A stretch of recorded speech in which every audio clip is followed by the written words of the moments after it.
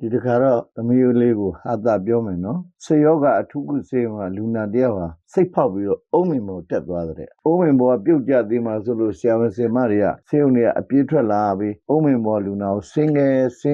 တော့ဝိုင်းပြောတယ်လူနာဟင်းအင်းမလာဘူး no ဒါနဲ့အနီးနားကလုံယုံရေးရဲတွေခေါ်ပြီးချင်းချောက်ခိုင်းပြန်တယ်ကောင်းကောင်းဆင်းလာခဲ့နော်မလာရင်ငါကိုယ်တိုင်အုံးမင်ပေါ်တက်ဖမ်းမှာလို့ရဲကအော်ပြောလိုက်တယ်ဟင်းအင်းမလာဘူး no ဘယ်လိုပဲဝိုင်းပြောပေနဲ့လူနာက no ဆိုပြီးပြန်ဆင်းဖို့ညှင်းဆန်နေခဲ့တယ်တဲ့အဲ့ချိန်မှာဆေးရုံတွေကသူ့အခန်းပေါ်လူနာထွက်လာပြီးသူ့ကိုကျွန်တော်ဆင်းခိုင်းမယ်မပူနဲ့လို့ဆရာဝန်ဆရာမတွေပြောလိုက်တဲ့ပြီးတော့သူကအုံးမင်ပေါ်ကသူ့တငယ်ချင်းကိုဟဲ့ကောင်အုံးမင်ပေါ်ဆင်းခဲ့အခုဆင်းမလားမဆင်းဘူးလားမဆင်းလို့ရှိရင်အဲ့အုံးမင်ကိုငါဓာတ်နဲ့ခုတ်ပစ်လိုက်မယ်ဒီမှာကြည့်ဓာတ်တွေ့လားဆိုတော့သူ့လက်ထဲကမုတ်စိတ်ရိတ်ဓာတ်ကိုပြလိုက်တဲ့